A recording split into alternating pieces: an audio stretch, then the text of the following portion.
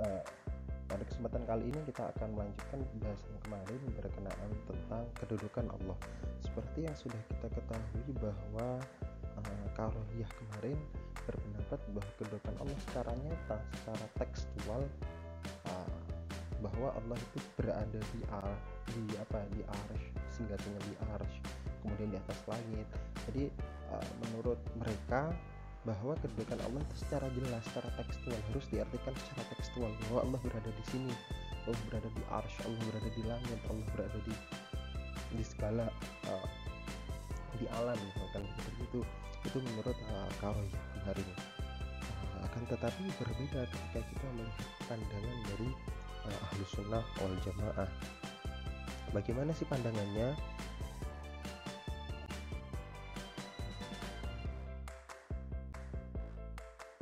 Sebelum kita lanjut pada pandangan tentang kedudukan Allah menurut Ahlus Sunnah wal Jamaah, kita harus tahu namanya al-muhkamah, ayat atau ayat dalam Al-Quran muhkamat dan mutasyabihat. Mungkin teman-teman sedikit banyak sudah tahu tentang muhkamat dan mutasyabihat, tapi kita coba ulangi lagi. Muhkamat sendiri berasal dari kata ihkam yang berarti secara bahasa kekukuhan, kesempurnaan, keseksamaan, dan pencegahan. Sehingga dalam hal ini ketika kita mengartikan sebuah ayat muhkamat, maka yang dimaksud adalah ayat-ayat yang memiliki makna secara jelas. Ayat-ayat secara jelas, misalkan ayat-ayat tentang hukum, ayat-ayat tentang syarat, ayat-ayat tentang hukum khamar, hukum daging caleng, goreng itu kan ada hukum-hukum tentang seperti itu, berbohong dan sebagainya. Itu ada ayat-ayat Al-Quran yang sifatnya jelas, yang maknanya jelas.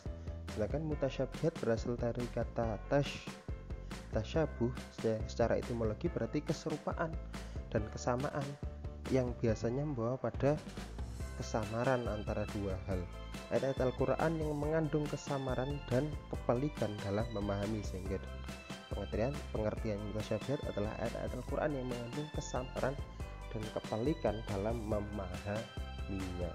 Jadi pemahamannya itu agak susah ketika kita melihat membaca ayat mutasyabihat. Seperti apa? Yaitu salah satunya sebagai kedudukan Allah Subhanahu wa taala. Di selain Ar-Rahmanu 'alal 'arsy istawa, di sisi lain ada Allahu fis samawati wa ma fil ardh.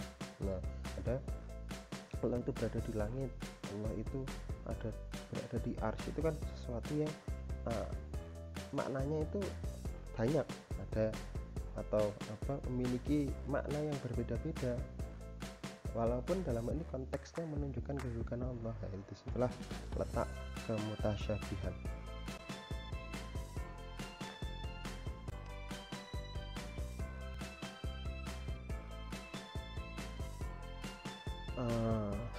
Di sini kita masuk pada pemikiran Ahlus Sunnah wal Jamaah. Mungkin Ahlus Sunnah wal Jamaah difokuskan pada pemikiran Abu Hasan al-Asy'ari dan Abu Mansur al-Maturidi, karena pemahaman mereka atau akidah-akidah mereka merupakan akidah mayoritas, sehingga lebih condong pada Ahlus Sunnah wal Jamaah.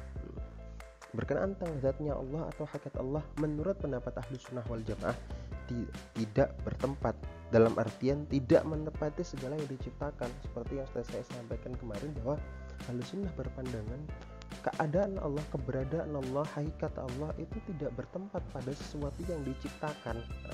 Karena tidak mungkin Allah itu terkena hukum waktu, terkena hukum tempat, sehingga tidak mungkin Allah itu menempati segala yang diciptakannya, karena Allah adalah zat yang maha kuasa, yang kekuasaannya tidak dapat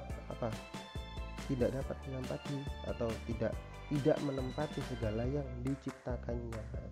Kemudian pemahaman tentang ayat istiwa atau menunjukkan tempat Allah berpendapat bahwa Allah tidak bertempat bukan berarti menolak istiwa, akan tetapi lebih pada upaya pentakwilan atau pentafwidan terhadap ayat-ayat tersebut. Pentakwilan atau membelokkan makna, tafwidan yaitu membiarkan teks. Apa itu pentakwilan? Pentakwilan atau pembelokan makna secara zahir sesuai dengan makna keagungan, terutama ayat-ayat yang mengandung makna mutasyabihat. Jadi secara zahir misalkan Ar-Rahmanu 'ala arsyistawa, Allah itu bersemayam di atas arsy. Nah, itu ditakwilkan, dibelokkan maknanya menjadi Allah yang memiliki kekuasaan di arsy. Seperti itu. Pentakwilan, pembelokan makna. Kemudian membiarkan teks apa adanya disertai dengan tanzih atau menyucikan Allah Subhanahu wa taala dari hal yang tidak layak. Jadi membiarkan akan tapi disertai dengan menyucikan. Dasar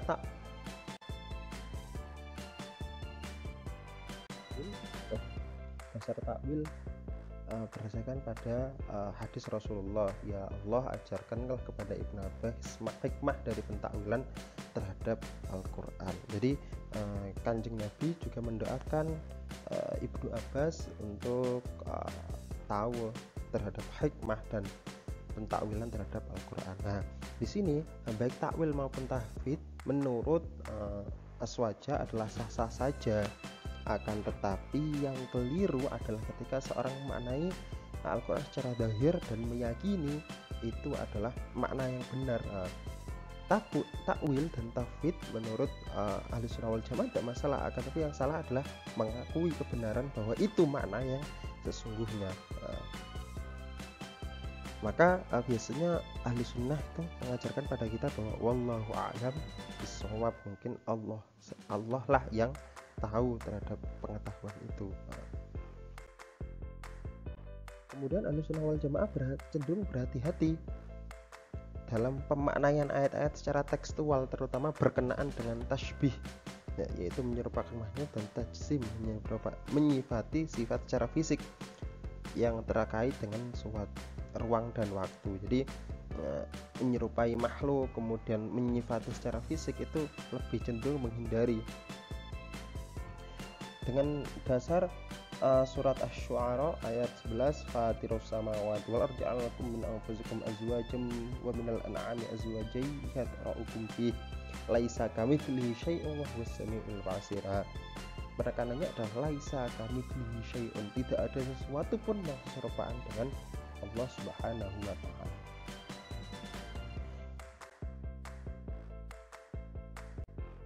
Kemudian bagaimana sih pendapat Ahlussunnah wal Jamaah berkenaan dengan Ar-Rahman wa al-Shistawa, bahwa Aswaja tidak memperbolehkan penafsiran kalimat tersebut dengan arti kedudukan maupun al-istiqrar atau konstan. Dalam hal ini jika kita melihat pemaknaan Aswaja, maka ini namanya takwil atau penyerupaan, pembelokan makna.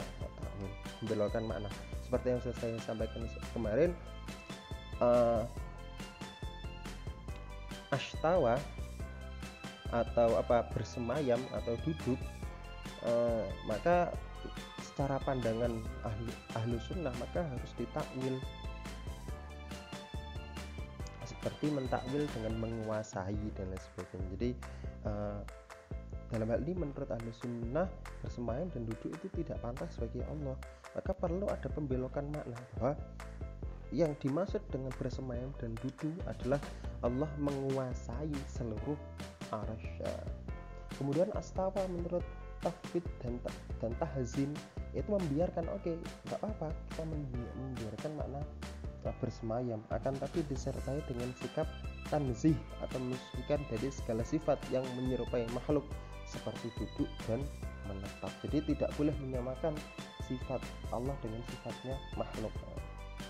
Tapi apabila Quran surat Thaha tidak menerima ta'wil, maka ayat-ayat yang menunjukkan Allah itu bertempat juga tidak dapat ditakwil, karena pentakwilan yang tidak konsisten akan menjadikan pertentangan dalam menentukan tempat Allah. Apakah di arsy, ada yang mengatakan ya ini di arsy, kemudian di langit, bahwa Allah itu menciptakan langit dan bumi selama 7 hari, kemudian Allah bertempat di langit dan sebagainya, atau bersama setiap manusia atau meliputi semua. Itu kalau ayat Toha ini tidak ditakwil, maka secara konsisten harus semuanya tidak ditakwil. Kalau semua ditakwil ya udah semuanya ditakwil. Jadi, artinya di sini takwilannya adalah menguasai langit, menguasai setiap manusia, kekuasaannya meliputi semua. Jadi kalau pentakwilan itu tidak boleh hanya satu saja yang ditakwil, akan tapi keseluruhan harus ditakwil. Nah, di sini juga ada sebuah hadis bahwa intinya adalah seorang Buddha itu ditanya oleh Allah, ditanya oleh Kanjeng Nabi Muhammad, di manakah Allah? Buddha itu menjawab, di atas langit. Rasul bertanya, siapakah aku? Buddha tersebut berkata bahwa engkau adalah utusan Allah. Ini juga menjadi dasar bagi taruhnya kemarin bahwa Allah itu berada di langit. Akan tapi secara konteks Ahlussunnah wal Jamaah bahwa aina rabbaka atau dalam hal ini konteks aina rabbaka itu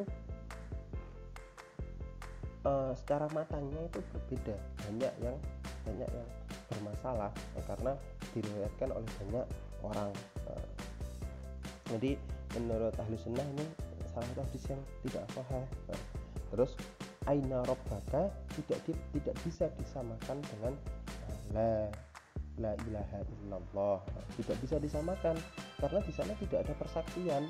Jadi menurut Ahlussunnah wal Jamaah ketika itu dijadikan sebagai dasar penempatan Allah atau kedudukan Allah, maka tidak bisa dijadikan dasar. Kemudian melanjutkan Rasulullah berkata, merdekakanlah ia dan ia adalah mukminah atau wanita yang beriman. Nah, untuk Ahlussunnah wal Jamaah ini pertanyaan tentang aina rabbaka kemudian dijawab adalah di atas langit, maka itu belum masuk dalam peraksian. Maka kemungkinan menurut Ahlussunnah wal Jamaah susah ketika kemudian disambungkan bahwa seorang Buddha ini telah mukmin. Menurut Ahlussunnah wal Jamaah itu bukan persaksian, tidak bisa menggantikan secara kaidah usul fikih. Kemudian sedikit tugas dari saya, silahkan bagi kelompok baik itu di sesi pertama atau sesi kedua silahkan dicampur minimal maksimal 5 orang. Silahkan setiap kelompok mencari ayat-ayat atau hadis yang mutasyabih atau musyabbihat atau masih samar maknanya. Setelah itu cari dalam kitab tafsir Ahlussunnah tentang penjelasan ayat atau hadis tersebut, misalkan di tafsir Jalalain atau tafsir Ibnu Katsir atau tafsir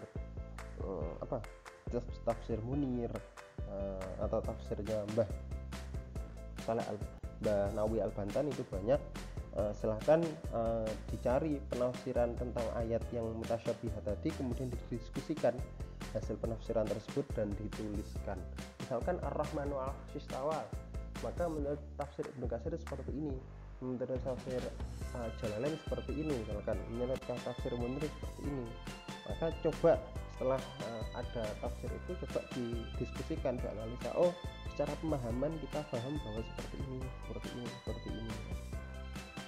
Itu tugas dari kelompok. Silakan dikumpulkan sebelum ulangan akhir, misalkan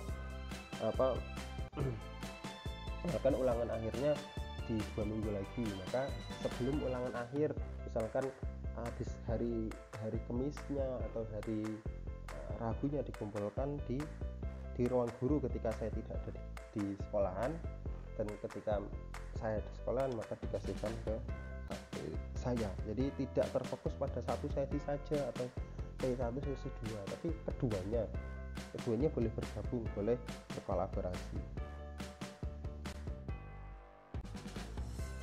Terima kasih.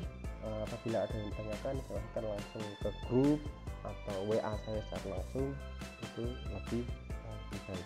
Kurang lebihnya mohon maaf. Mari kita tutup dengan kafaratul majlis. Subhanakallahumma wa bihamdika asyhadu an la ilaha illa anta astaghfiruka wa atubu ilaik. Assalamualaikum warahmatullahi wabarakatuh.